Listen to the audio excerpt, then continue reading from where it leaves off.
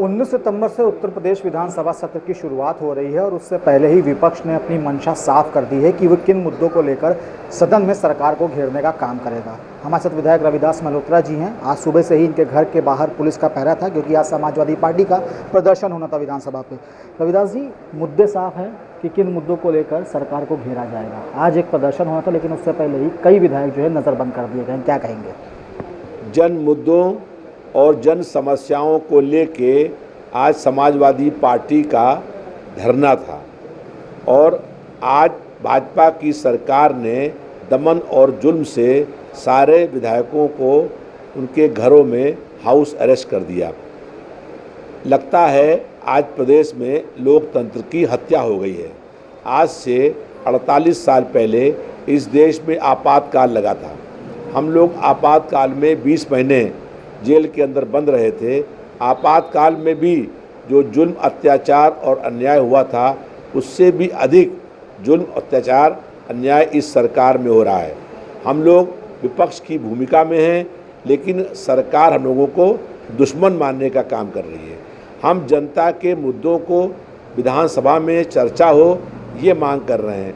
हम ये मांग कर रहे थे कि दूध, दही, आटा, दाल, चावल पर जो सरकार ने जीएसटी लगाई है वो जीएसटी ख़त्म की जाए। हम ये मांग कर रहे थे कि लगातार जो महंगाई बढ़ रही है उस महंगाई सरकार की जो गलत नीतियां हैं उस कारण बढ़ रही है। लगातार बेरोज़गारी बढ़ रही है, विकास के सारे काम ठप हैं। समाजवादी पार्टी के विधायकों और नेताओं को फर्जी आरोपों में गिरफ्तार करने का काम हो रहा है। इन तमाम मुद्दों को लेकर के आज शांतिपूर्ण धरना था विधानसभा के अंदर चौधरी चरण सिंह जी की प्रतिमा पर, लेकिन भाजपा की सरकार ने दमन और जुल्म से हमारे इस संघर्ष को दबा दिया है। हम लोग कहते हैं कि सरकार चाहे कितना भी दमन और जुल्म करे, हमारा संघर्ष जारी रहेगा। हम सड़क से लेकर विधानसभा के अंदर तक संघर्ष करने का काम करेंगे। अगर सरकार जुल्म और अन्याय करेगी तो हम लोग हर स्तर पर सरकार के जुल्म और अत्याचार अन्याय का विरोध करने का काम करेंगे। चाहे सरकार लोगों को लड़ चलवाए, चाहे जेल भेजे, चाहे कोई भी दमन करने का काम करे, जनता पर अगर कोई जुल्म, अत्याचार और अन्याय होगा तो हम लोग जनता के साथ खड़े होकर के, जनता के पक्ष में खड़े होकर के सरकार के खिलाफ संघर्ष करने का काम करेंगे। हमको जनता ने चुना इसलिए कि हम जनता की आवाज़ विधानसभा के अंदर उठाएं। आज उस आवाज़ को रोकने का सरकार काम कर रही है।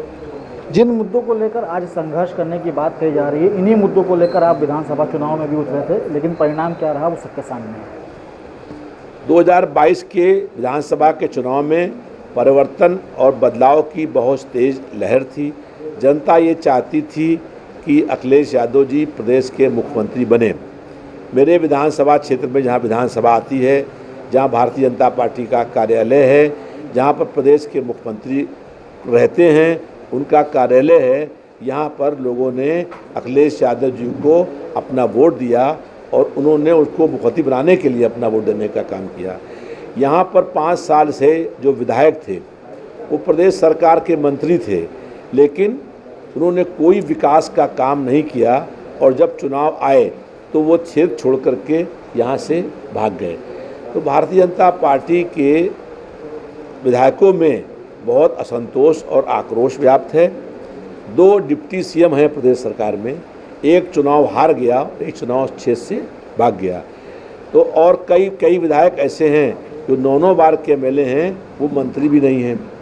तो किसी दिन भी जैसे बिहार में परिवर्तन हुआ है वैसे ही परिवर्तन उत्तर प्रदेश में भी हो सकता है और कभी भी भारतीय जनता पार्टी के बहुत विधायक टूट करके एक आ सकते हैं और फिर सापा के साथ मिलकर के नई सरकार बन सकती है।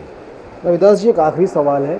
प्रदर्शन आज होना था लेकिन पुलिस का पहरा इस तरीके से हुआ कि आप लोग अपने घरों से बाहर नहीं निकल पाए। अब आगे की क्या रणनीति रहेगी, क्योंकि 19 तारीख से तो विधानसभा सत्र शुरू हो रहा है? हमारा विरोध जारी है और हम धरने पर बैठे हैं। जहाँ पर हमको रोका गया वहाँ धरने पर बैठे हैं। हमारा संघर्ष जारी रहेगा। 19 तारीख को जब विधानसभा चलेगी तो विधानसभा के अंदर हम अपने इन मुद्दों को उठाने का काम करेंगे। हम ये चाहते हैं कि हमारे जनता के मुद्दों पर चर्चा हो और उस पर सरकार कोई ठोस कार्रवाई करे। विकास के सारे काम ठप पड़े हुए हैं, स्वास्थ्य सेवाएं ठप पड़ी हुई हैं, अस्पतालों में दवाएं नहीं हैं। और दूसरी ओर अभी मेडिकल सप्लाई कॉरपोरेशन के जो ट्रांसपोर्ट नगर में गोदाम है, वहाँ 16 करोड़ 40 लाख की दवाएं पकड़ी गई, जो दवाएं एक्सपायरी डेट की थी, और उसके बाद भी आज तक कोई कार्रवाई नहीं हुई। तो दवाएं लोगों को नहीं मिल रही हैं और दवा के अभाव में लोगों की मौत हो रही है, लोग भूख से मर रहे हैं, गरीबी से मर रहे हैं। सरकार को उनकी कोई चिंता नहीं है, इसलिए हम लोग विपक्ष की भूमिका अदा करने का काम कर रहे हैं। हम सरकार को जगाने का काम कर रहे हैं कि जनता की समस्याओं को समाधान करने का सरकार काम करे।